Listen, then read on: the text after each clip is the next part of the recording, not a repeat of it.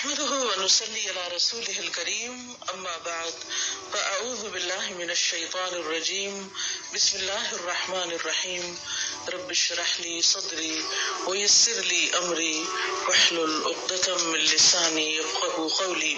چونکہ رمضان آ رہا ہے چند چیزیں میں آپ سے تھوڑی دیر میں ذکر کروں گی، باقی آپ پچھلے سالوں کے لیکچرز دوبارہ سن کے اپنی تیاری کر سکتے ہیں، لیکن چند ایک یاد دہانیاں. کسی کی شادی ہو، کوئی فوت ہو جائے، کوئی سفر ہو، ایون روزمرہ زندگی میں بھی ہم جیسے کھانا پکانا ہے یا کسی نے آنا ہے، کوئی مہمان آ رہا ہے، تو ہم کیا کرتے ہیں؟ تیاری کرتے ہیں. اور جو شخص تیاری کرتا ہے وہ اس وقت کے یا موقع کے آنے سے پہلے پھر اپنا کام آسان طریقے سے کرنے کے قابل ہوتا ہے. اور اگر کوئی پلاننگ نہیں کرتا، تیاری نہیں کرتا ہے، پیزنٹ کسی چیز کو شروع کرتا ہے تو اس میں وہ کوالٹی نہیں آتی. رمضان ایک نیکیوں کا موسم بہار ہے اور بہترین طریقے سے انسان اپنے جسم، اپنی روح، اپنے دل کی تطہیر کر سکتا ہے، یعنی اس کو پاک کر سکتا ہے. وہ تو اللہ ہی کرتا ہے، لیکن ایک ذریعہ بنایا اللہ نے دلوں کی صفائی کا، روح کی صفائی کا، ہماری تربیت کا اور ہمیں تقویٰ دینے کا. تو ہمارا ٹارگٹ اس میں یہی ہونا چاہیے کہ ہم نے اس رمضان میں تقویٰ حاصل کرنا ہے انشاءاللہ. ٹھیک ہے، یہ ہمارا ٹارگٹ ہے. اب تقویٰ کے حصول کے لیے پھر ہم نے کیا کرنا ہے؟ سب سے پہلے رمضان سے پہلے ہی تیاری شروع کر دینی ہے. اس میں سب سے پہلی بات یہ کہ ہم اپنے گناہوں پر سچی توبہ کریں. توبہ اور استغفار ویسے تو ہمیشہ ہی کرنی چاہیے، لیکن یہ یاد رکھیں کہ گناہ نیکیوں کے راستے میں حائل ہو جاتے ہیں. نیکیوں کا موسم بہار آ رہا ہے، کہیں ایسا نہ ہو کہ آپ اس سے پوری طرح فائدہ نہ اٹھا سکیں اور آپ نیکیاں نہ کر سکیں. کیوں؟ گناہوں کی وجہ سے. اگرچہ رمضان میں بھی گناہ معاف ہوتے ہیں، لیکن اس سے پہلے کہ جتنے گناہ ہیں یا رب تو ہمیں معاف کر دے، تاکہ ہم سے بوجھ اتر جائیں اور ہم بہترین طریقے سے روزے رکھیں، بہترین طریقے سے تلاوت کریں، بہترین دعائیں کریں اور واقعی ہمیں تقویٰ حاصل ہو جائے. تو جب یہ مہینہ شروع ہو تو ہم شرح صدر کے ساتھ، اطمینان کے ساتھ اپنی عبادت اور نیک اعمال میں مشغول ہو جائیں، اس طرح کہ ہم واقعی مطمئن ہوں. تو گناہوں کے بوجھ کے ساتھ رمضان میں داخل نہ ہوں، توبہ کے ساتھ داخل ہوں، تاکہ رمضان شروع ہوتے ہی دوڑ لگ جائے. ٹھیک ہے، اور کہیں رکاوٹ نہ آئے. رکاوٹوں کو دور کرنے کا طریقہ کیا ہے؟ استغفار، سچی توبہ. وَتُوبُوا إِلَى اللَّهِ جَمِيعًا أَيُّهَا الْمُؤْمِنُونَ لَعَلَّكُمْ تُفْلِحُونَ. تم سب اللہ کے حضور توبہ کر لو اے ایمان والو، تاکہ تم کامیاب ہو سکو. رسول اللہ صلی اللہ علیہ وسلم نے فرمایا، لوگوں اللہ سے توبہ کرو، کیونکہ میں دن میں 100 مرتبہ اس سے توبہ کرتا ہوں، دن میں 100 بار. ٹھیک ہے. پھر اسی طرح دعا کرنا. دوسری چیز کیا ہے؟ دعائیں کرنا. خاص دعا کیا ہوگی رمضان کے آنے سے پہلے کہ یا اللہ ہمیں ہر طرح کی بیماری، تکلیف، پریشانی، مصروفیت سے محفوظ رکھنا، تاکہ ہم رمضان کی عبادت صحیح طور پہ کر سکیں. کوئی رکاوٹ نہ بیچ میں آ جائے، کوئی اچانک حادثہ، کوئی پریشانی، کوئی ایسی چیز بیچ میں نہ ہو کہ جو ہماری عبادت میں رکاوٹ بنے. کیونکہ بعض اوقات آپ دیکھیے کہ آپ کی بڑی تیاری ہوتی ہے کام کرنے کی، اچانک آپ خود بیمار ہو جاتے ہیں یا گھر والوں میں سے کوئی بیمار ہو جاتا ہے، تو پھر کیا ہوتا ہے؟ جو کچھ آپ نے پلان کیا ہوتا ہے وہ سب طریقہ طرح رہ جاتا ہے. تو اللہ تعالیٰ سے عافیت کی دعا مانگتے رہیں اور پھر یہ دعا کریں کہ اللہ ہمیں خیر و سلامتی کے ساتھ رمضان تک پہنچا دے، خیر کے ساتھ رمضان تک پہنچا دے. اسلاف سے یوں روایت آتی ہے کہ وہ 6 ماہ یہ دعا کرتے تھے، اے اللہ ہمیں رمضان تک پہنچا دے، اللہ ہمیں رمضان دیکھنا نصیب کر. اور پھر رمضان کی عبادتیں کرتے اور رمضان کے بعد اگلے 5 مہینے یہ دعا کرتے اللہ ہمارے روزے قبول کر لیں، ہماری رمضان کی عبادتیں قبول کر لیں. تو رمضان کے آنے تک بھی دعائیں کریں کہ رمضان ملے ہمیں. کتنے ہی لوگ ایسے ہیں جو پچھلے رمضان میں تھے اور آج دنیا میں نہیں ہے. ہر ایک کسی نہ کسی کو ضرور جانتا ہوگا جس کی اس سال میں ڈیتھ ہوئی. آپ کے عزیز قریب ترین پیارے، ہمیں نہیں معلوم ہم دنیا سے کب چلے جائیں. تو اللہ تعالیٰ سے دعا کرنی چاہیے کہ اللہ تعالیٰ ہمیں اپنی اطاعت کے کاموں، اپنی عبادت کے لیے ہماری مدد فرمائے اور ہمیں اس کے لیے قبول کر لے. تیسری چیز، اس مہینے کا خوشی سے استقبال کرنا، اس کے بارے میں سوچ کر خوش ہونا، کیونکہ رمضان گرمیوں میں آ رہا ہے، گرمی کی شدت کا مہینہ. تو اس لیے کچھ لوگ اس کے آنے کی خبر سے پریشان بھی ہوتے ہیں دل میں. بڑی گرمی ہوگی، بڑی پیاس لگے گی، کاموں کا کیا ہوگا، ایسا کیسے ہوگا، ویسا کیسے ہوگا. لیکن آپ نے ہر سال دیکھا ہوگا سب کچھ ہو جاتا ہے.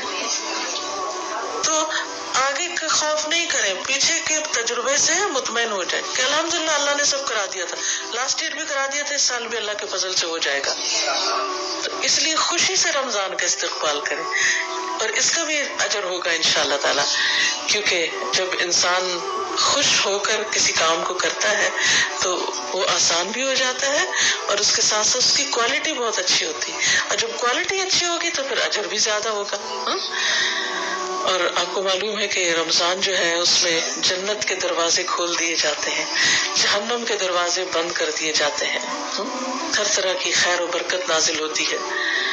تو اللہ سبحانہ وتعالیٰ نے اس مہینے میں قرآن مجید ہمارے لیے نازل کیا، جس کے بارے میں اللہ تعالیٰ فرماتے ہیں قُلْ بِفَضْلِ اللَّهِ وَبِرَحْمَتِهِ فَبِذَلِكَ فَلْيَفْرَحُوا هُوَ خَيْرٌ مِّمَّا يَجْمَعُونَ. کہہ دیجئے کہ اللہ کے فضل اور اس کی رحمت سے چاہیے کہ اس پر خوش ہو جائیں، وہ ہر اس چیز سے بہتر ہے جسے لوگ جمع کر رہے ہیں. تو الحمدللہ آپ سب اس چیز سے واقف ہیں اور تجربہ کر چکے ہیں کہ سب سے زیادہ ہمارا تعلق قرآن مجید کے ساتھ رمضان میں ہی ہوتا ہے. تو اس پر بھی ہمیں خوش ہونا چاہیے کہ جس چیز پر اللہ نے خوش ہونے کے لیے کہا وہ موقع آ رہا ہے خوش ہونے کا اور اللہ تعالیٰ کو خوش کرنے کا، کہ قرآن پڑھنے کا، سننے کا، غور و فکر کا، یاد کرنے کا، تلاوت کرنے کا اور زیادہ ہمیں موقع ملے گا. پھر اسی طرح چوتھی چیز، رمضان سے پہلے پچھلے روزے قضا کر لیں، کیونکہ جب سال پورا ہو جاتا ہے تو فریضہ بھی پورا ہو جانا چاہیے، اگلے سال کے لیے نہ چھوڑیں. ٹھیک ہے. ابو سلمہ کہتے ہیں کہ میں نے عائشہ رضی اللہ تعالیٰ عنہا کو فرماتے ہوئے سنا کہ میرے اوپر رمضان کا روزہ لازم ہوتا، شعبان سے پہلے اس کی قضا کی توفیق نہ ہوتی. یحییٰ نے کہا کہ یہ نبی صلی اللہ علیہ وسلم کی خدمت میں مشغول رہنے کی وجہ سے تھا کہ ان کے قضا روزے پورے نہیں ہوتے تھے، لیکن وہ میک شور کرتی کہ اگلا رمضان شروع ہونے سے پہلے وہ اپنے چھوٹے ہوئے روزے مکمل کر لیں. ٹھیک ہے. تو شعبان میں پچھلے جو بھی مینسز وغیرہ کی وجہ سے، بچوں کی پیدائش کی وجہ سے روزے چھوٹے ہوں وہ اپنے پورے کر لیں، کیونکہ شعبان میں ویسے بھی نبی صلی اللہ علیہ وسلم اس میں کثرت سے روزے رکھا کرتے تھے. تو اس میں اگر قضا روزے رکھ لیے جائیں یا نفلی روزے رکھ لیے جائیں تو بہت ہی اچھا ہے. تو حضرت عائشہ رضی اللہ تعالیٰ عنہا کی شعبان میں روزے رکھنے کی حرص سے یا توجہ سے یہ بات پتہ چلتی ہے کہ دوسرے رمضان کے آنے سے پہلے اپنا قرضہ چکا دینا چاہیے.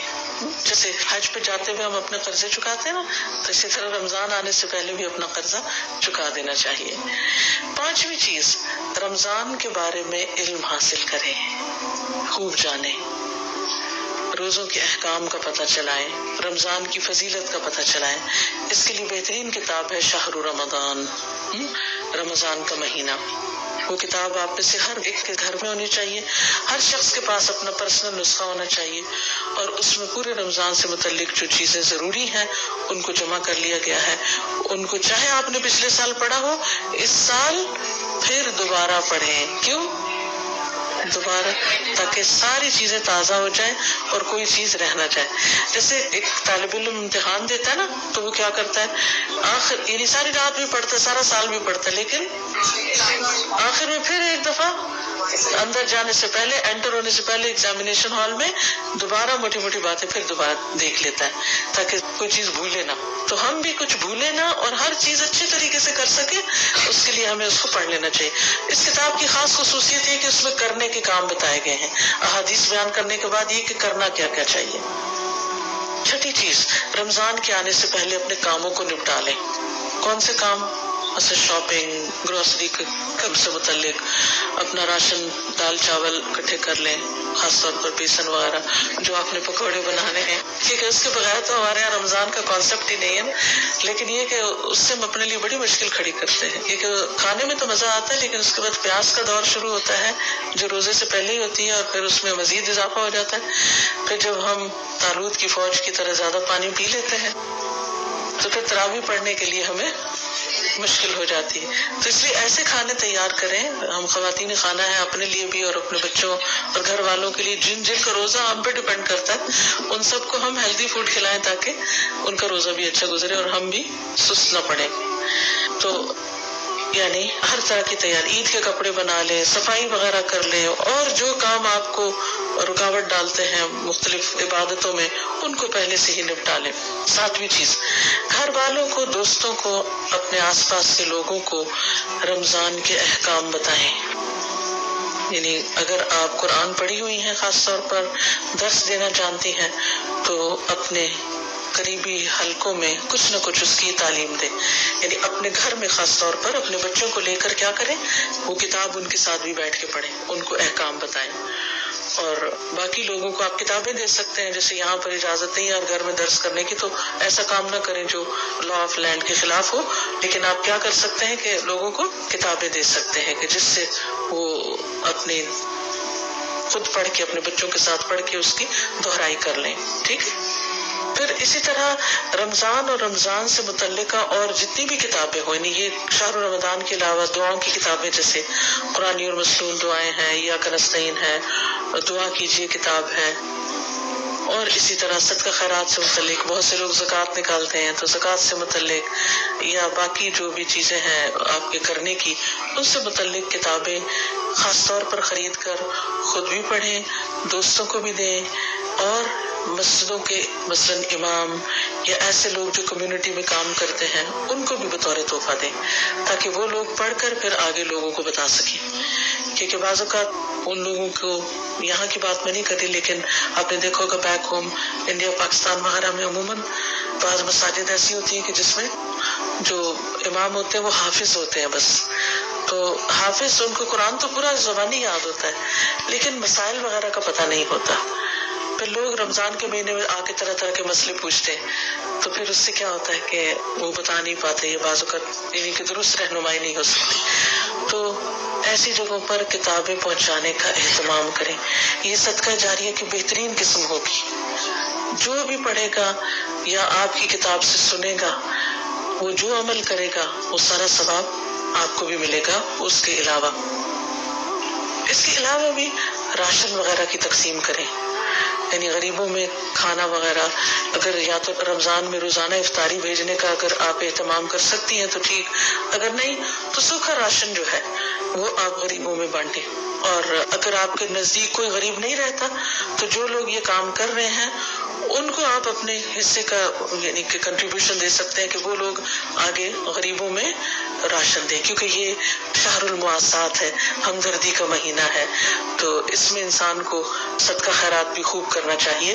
لیکن بعض اوقات ہم رمضان کا انتظار کرتے رہتے ہیں کہ رمضان شروع ہوگا تو صدقہ کریں گے۔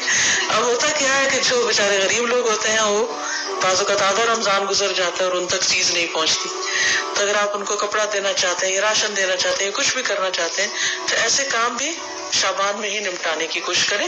وہ کھائیں گے جب رمضان میں تو ثواب مل جائے گا نا، یا پہنیں گے رمضان میں تو ثواب مل جائے گا آپ کو، ٹھیک ہے۔ پھر اسی طرح شعبان کے مہینے میں اگر ہو سکے تو نفلی روزے وغیرہ رکھیں۔ حضرت عائشہ کہتی ہیں کہ رسول اللہ صلی اللہ علیہ وسلم نفل روزہ رکھنے لگتے تو ہمیں لگتا کہ اب آپ روزہ چھوڑیں گے نہیں، اور جب چھوڑ دیتے تو ہم سمجھتے کہ اب آپ رکھیں گے نہیں۔ اور میں نے رمضان کے علاوہ رسول اللہ صلی اللہ علیہ وسلم کو کبھی پورے مہینے کے نفلی روزے رکھتے نہیں دیکھا جتنے روزے آپ شعبان میں رکھتے تھے۔ یعنی شعبان سے زیادہ کسی اور مہینے میں آپ نے کبھی اتنے روزے نہیں رکھے۔ اسامہ بن زید کہتے ہیں میں نے عرض کیا اے اللہ کے رسول صلی اللہ علیہ وسلم، میں نے آپ کو کسی مہینے میں اتنے روزے رکھتے نہیں دیکھا جتنے آپ شعبان میں رکھتے ہیں۔ آپ نے فرمایا یہ وہ مہینہ ہے کہ لوگ اس سے غفلت کر جاتے ہیں، یہ رجب اور رمضان کے درمیان ہے، اور یہ وہ مہینہ ہے کہ اس میں رب العالمین کے ہاں انسانوں کے اعمال پیش کیے جاتے ہیں، یعنی ہمارے اعمال اللہ تعالیٰ کے سامنے پیش کیے جاتے ہیں، اور میں روزے سے ہوں۔ تو اس سے شعبان کے روزوں کی حکمت پتہ چلتی ہے کہ اس مہینے میں روزے رکھنے کی حکمت کیا ہے کہ اعمال کی پیشی ہوتی ہے۔ اور بعض علماء یہ کہتے ہیں کہ رمضان کے روزے فرض ہیں، تو شعبان میں آپ سنت روزے رکھتے ہیں، نفل روزے رکھتے ہیں، جیسے ہی ہے جیسے فرض نماز پڑھنے سے پہلے آپ کیا پڑھ رہے ہوتے ہیں؟ سنتیں پڑھ رہے ہوتے ہیں، ٹھیک ہے۔ اور 10ویں چیز ہے قرآن کی تلاوت۔ شعبان میں کیا کرنا ہے؟ قرآن کی تلاوت عام مہینوں سے زیادہ میک شور کہ اگر جتنی آپ روزانہ روٹین میں کرتے ہیں اس کو بڑھا لیجئے لازمی طور پر۔ سلمہ بن کہیل کہتے ہیں کہ شعبان کے مہینے کو قرات کا مہینہ کہا جاتا ہے۔ یہ کیا ہے؟ شہر القراءہ، قرات کا مہینہ، اس میں قرآن زیادہ پڑھا جائے۔ عامر ابن وقیس کے بارے میں آتا ہے کہ جب شعبان کا مہینہ شروع ہوتا تو اپنی دکان بند کر دیتے اور قرآن کی تلاوت کے لیے فارغ ہو جاتے۔ تو بہت سے لوگ شعبان کی فضیلت سے غافل رہتے ہیں، وہ رمضان کو تو لک فارورڈ کرتے ہیں، اس کی تو تیاری کرتے رہتے ہیں، اور مادی تیاری تو کرتے رہتے ہیں کہ چیزیں خرید لیں، کپڑے خرید لیں، عید کے کپڑے سلوا لیں وغیرہ وغیرہ، لیکن اس سے غافل ہو جاتے ہیں قرآن اور نفلی روزوں سے۔ ابو بکر بلخی کہتے ہیں کہ ماہ رجب کھیتی لگانے کا مہینہ ہے، رجب کھیتی لگانے کا مہینہ ہے، شعبان کھیتی کو پانی لگانے کا مہینہ ہے، اور رمضان کھیتی کاٹنے کا مہینہ ہے۔ ان کا یہ بھی کہنا ہے کہ ماہ رجب کی مثال ہوا جیسی ہے کہ ہوا چلتی ہے پہلے، شعبان کی مثال بادلوں جیسی ہے کہ پہلے ہوا چلتی پھر بادل آ جاتے ہیں، اور رمضان کی مثال بارش جیسی ہے۔ اور جس نے ماہ رجب میں نہ تو کھیتی بوئی نہ شعبان میں کھیتی کو پانی لگایا تو وہ رمضان میں کھیتی کیسے کاٹے گا؟ گویا کسی کام کے کرنے سے پہلے اگر آپ نے تیاری ہی نہیں کی، پلاننگ ہی نہیں کی، تو جب کام سر پہ پڑے گا تو اس وقت آپ وہ کام اچھے طریقے سے کر نہیں سکتے، رمضان کے مہینے سے بھرپور فائدہ اٹھا نہیں سکتے۔ تو اللہ تعالیٰ سے دعا ہے کہ اللہ تعالیٰ ہمیں رمضان سے بھرپور فائدہ اٹھانے کی توفیق